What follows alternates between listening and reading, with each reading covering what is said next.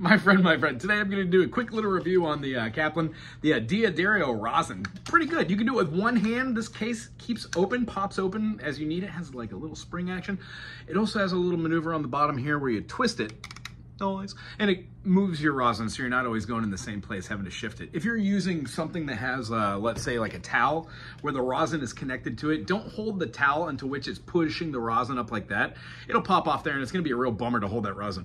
Keeping it like this and put it in betwixt. Therefore, you're gonna take your bow and go in small, tiny little fashion. The idea with rosin is you don't wanna go in one felt swoop or in just one direction. Many people do it many different ways. This is just the way I was taught.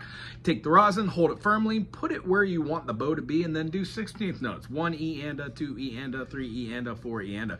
Remember, if you're going to be going close to the bottom of the hair, you're going to put your finger over the furrow right here, and then either your thumb and hold it as if you're holding the frog, put your hand down, and then hold the furrow right there so you're not actually smacking the end of that. You don't want to chip this stuff. You want it to actually last for a while. You can generally find rosin for under 20 bucks on the internet. I just particularly picked this one because I got a new little bow for one of my rentals, and I wanted to make sure that I can properly coat this. Now the idea is, how many times do you do this? What's enough?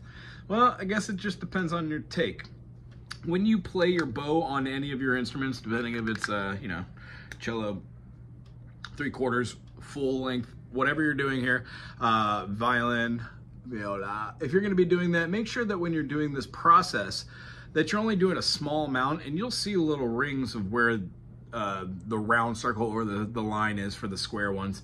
The idea is you want to coat it well enough. Where is this? So you get a little bit on there, and eventually you can go back over it with your fingertips, smooth it out. A lot of people use a toothbrush. Get a cheapie that they doesn't have any plastic or anything. You can kind of get close to it, and you go in one felt swoop.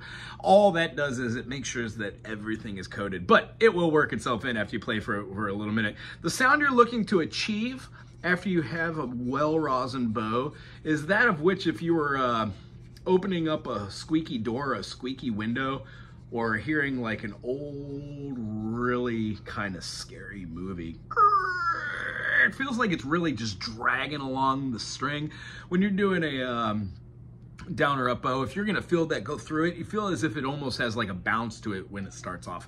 The idea is you want enough rosin on there so it makes a little bit more contact, so it's easier to achieve a note, and as a result, you will know when there's too much. Now, you don't really want to put too much on here, or else you're gonna have a little bit of powder coming off, and that's never good for your instrument or anything. Wow, this is such a nice little case. Very, very, very sturdy. Great job. Right on. Well rosin bow. Aloha.